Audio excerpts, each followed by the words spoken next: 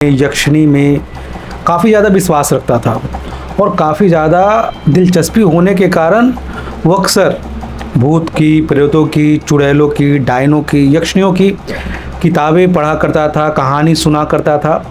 और कहानी सुनने का हद तो तब पार हो गया जब वो ऐसे जगह पे जाने का सोचने लग गया, क्योंकि अब जो उसकी इच्छा थी, जो भूतों प्रेतों के बारे में जानने की इच्छा थी, अब कुछ इतना ज़्यादा बढ़ चुका था कि अब जब तक वो उसे सामने से महसूस नहीं करता तब तक उसे चैन नहीं मिलता।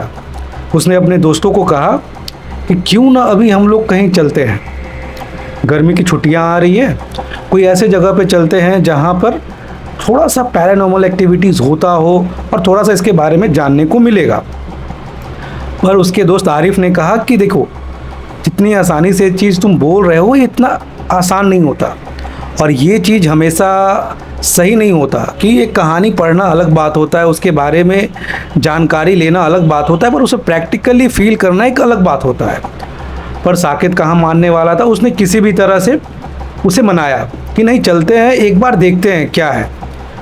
अचानक उसकी नज़र एक पेपर के कटिंग पे पड़ी। आपने देखा होगा कि पेपर में कई बार ऐसी चीज़ें छपती है जो कि सुनने में काफ़ी ज़्यादा अच्छा लगता है कई जगह पे। वैसे ही एक गांव के बारे में छपा हुआ था। गांव का नाम पाली था। पाली गांव में अक्सर कुछ घटनाएं होती थी और उस घटनाओं के बारे में काफ़ी ज़्यादा चर्चा होती थी, और लोगों को ये नहीं पता चलता था कि ये घटना के पीछे असल कारण क्या है, आखिर ये क्यों हो रहा है। और आए दिन अखबार में आता था इसके बारे में। साकित की नज़र जब इस पे पड़ी, उसने अपने दोस्त आरिफ को कहा कि चलो क्यों ना हमें भी जाके देखना चाहिए कि आखिरकार पाली गांव में ऐसा क्या चल रहा है। इसमें थोड़ा सा महसूस करते हैं कि जो भी एक्सपीरियंस होगा नया ही होगा। उसने आरिफ को किसी भी तरह मनाया। आरिफ कहीं ना कहीं वो जानता था कि ये चीज़ें इतनी आसान नहीं होती है जितना आसान उसे लग रहा है। पर साकित कहाँ मानने वाला था, उसने जिद करके किसी भी तरह उसे पाली गांव ले गए। पाली गांव जाते समय जब वो पाली स्टेशन पे पहुंचते हैं तो उनके साथ कुछ अजीबोगरीब घटनाएं होने लगती है। एक बूढ़ी औरत आती है, बूढ़ी औरत उनके सामने आती है। उन्होंने उसे पूछा कि आप लोग कौन हो।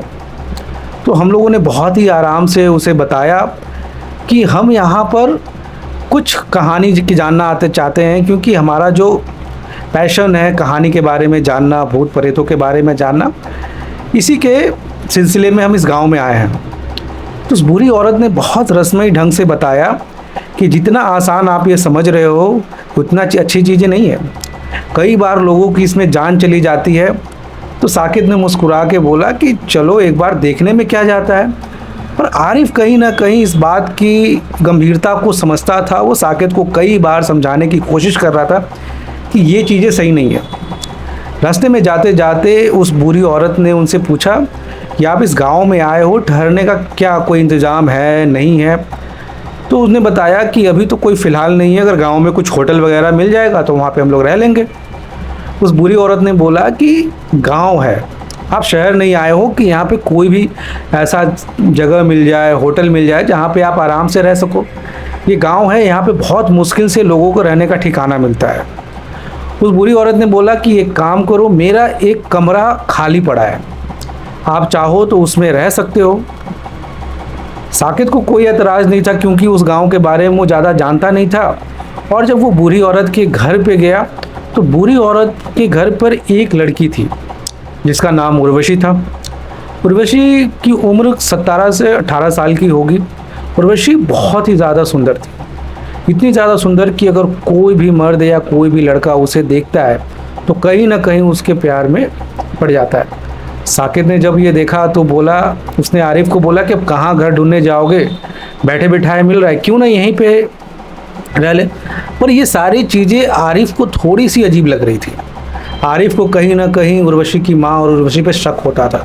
आखिर ये कौन औरत है जो हमारा स्टेशन से पीछा कर रही है, हमारी इतनी मदद कर रही है।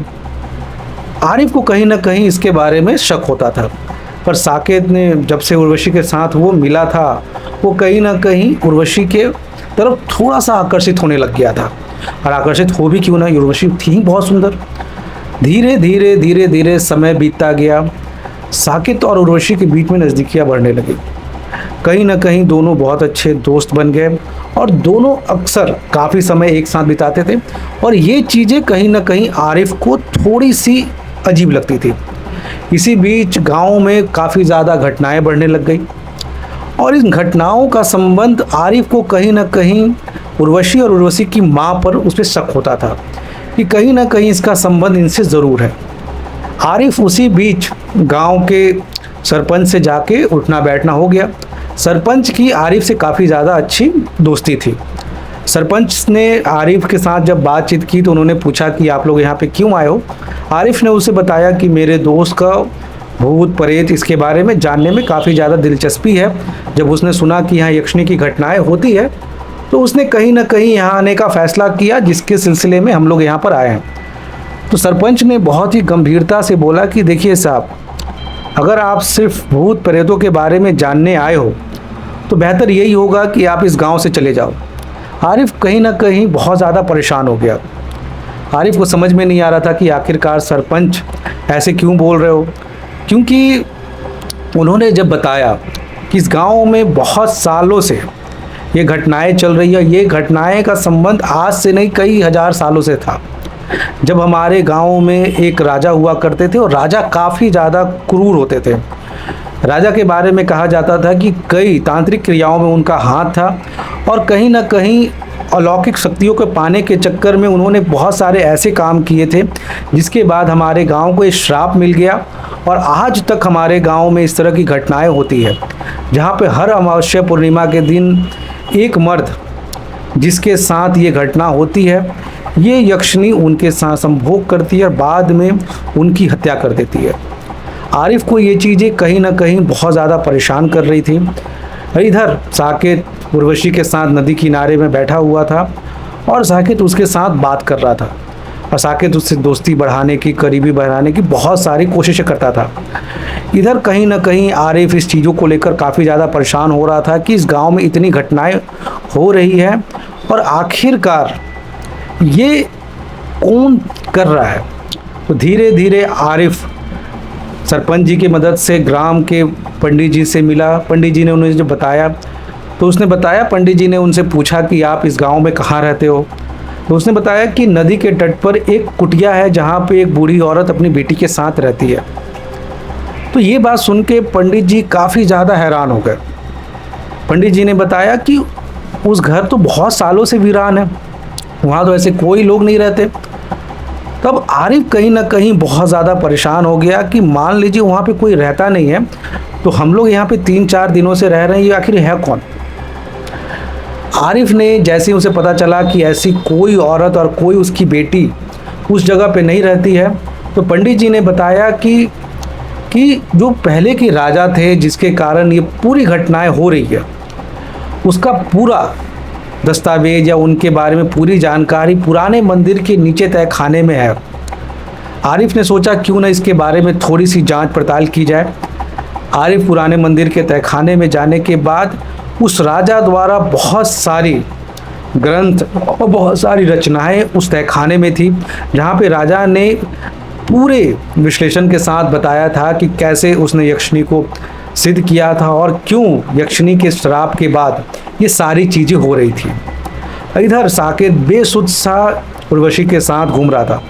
आरिफ ने जैसे जैसे पूरी ग्रंथों के पढ़ा, पूरे राजा के बारे में समझा, तो उसे कहीं ना कहीं इस बातों पे शक होने लगा कि आने वाले अमावस्या के दिन साकेत की जान खतरे में है।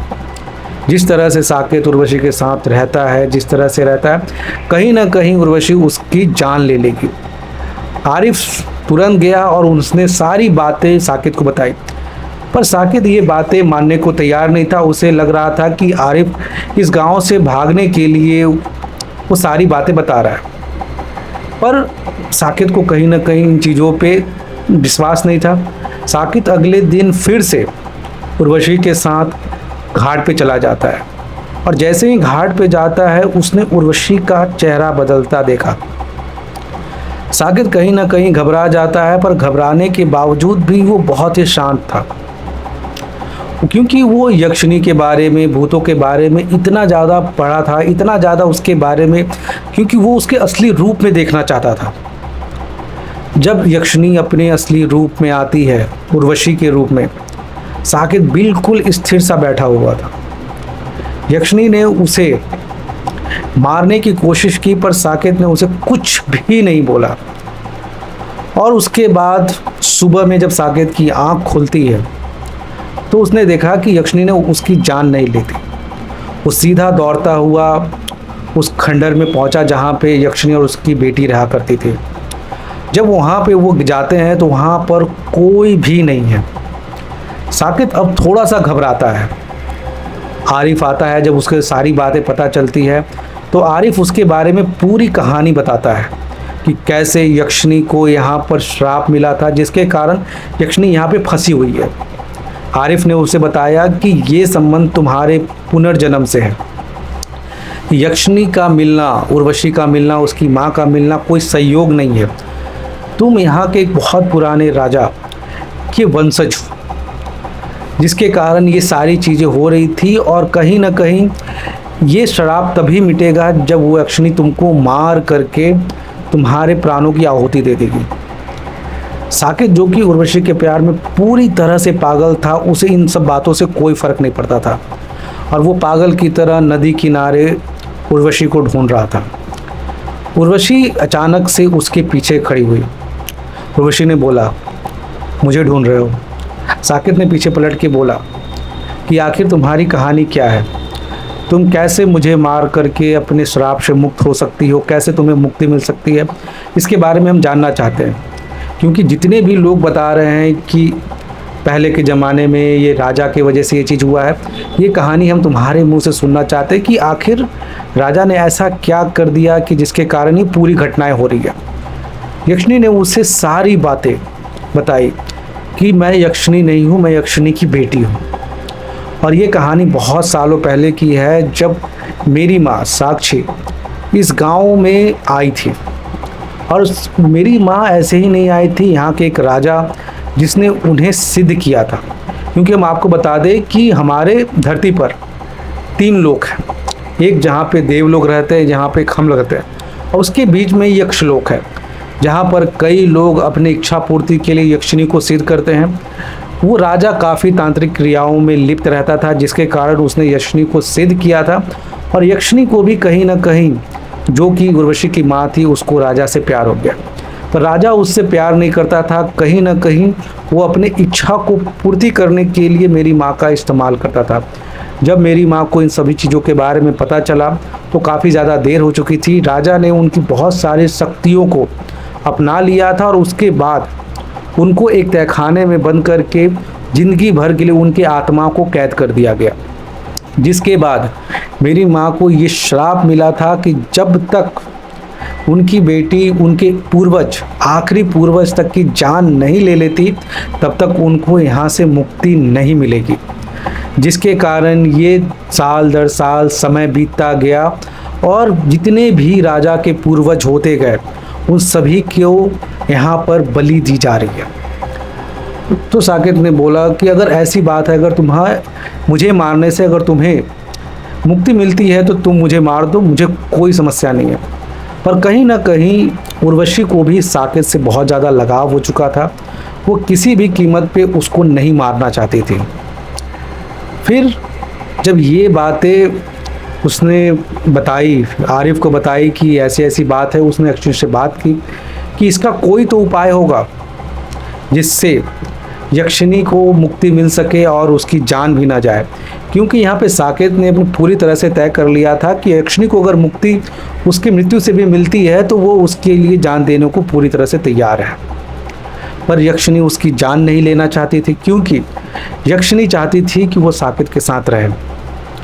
तो आरिफ ने बहुत ज़्यादा, जैसे कि आपको पता था कि आरिफ पहले भी इसके बारे में काफ़ी ज़्यादा पढ़ चुका था, तो आरिफ ने बताया कि इसका सिर्फ एक उपाय है। अगर यक्षिणी ये चीज़ करती है तो वो अपने श्राप से मुक्ति ले सकती है और जिसमें तुम्हारी जान भी नहीं जाएगी।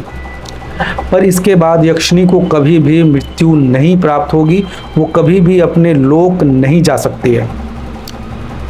साकेत ने पूछा इसका क्या तरीका है? तो साकेत को जब पता चला कि अगर यक्षिणी को मुक्त होना है यक्षिणी को अपनी पूरी शक्ति त्याग करके मानव शरीर में वास लेना पड़ेगा और एक मानव जीवन, एक साधारण मानव जीवन की तरह रहना पड़ेगा, जिसके बाद उसे कभी भी मुक्ति नहीं मिल सकती और वो अपने लोक नहीं जा सकती है। जब ये बात साकेत ने यक्षिणी को बताई तो यक्षिणी ने बिना सोचे समझे अपनी पूरी शक्ति त्याग दी और उसके बाद इस गांव से यक्षिणी का प्रकोप खत्म हो गया। और जो उसकी माँ, जो काफ़ी सालों से यहाँ पे भटक रही थी, यक्षिणी के इस बलिदान के बाद उससे मुक्ति मिल गई और कहीं ना कहीं एक सच्चे प्यार की, क्योंकि यक्षिणी ने अपनी पूरी शक्ति अपने प्यार के लिए कुर्बान कर दी थी। और बाद में साकेत और यक्षिणी, जो कि उर्वशी थी, वो एक साधारण व्यक्ति की तरह अपने जीवन को जीने लगे।